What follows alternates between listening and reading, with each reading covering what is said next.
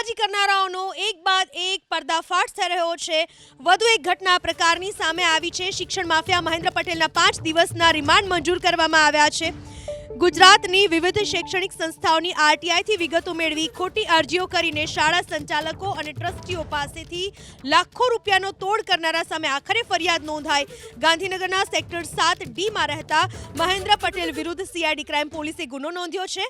મહેન્દ્ર પટેલે ગુજરાતના અલગ અલગ શહેરોમાં જય અંબે વિદ્યાભવન નામની ઉચ્ચતર માધ્યમિક શાળાનું સંચાલન કરતા ટ્રસ્ટીને ધાક ધમકી આપી 66 લાખનો તોડ કર્યો હોવાનું ખુલ્યું।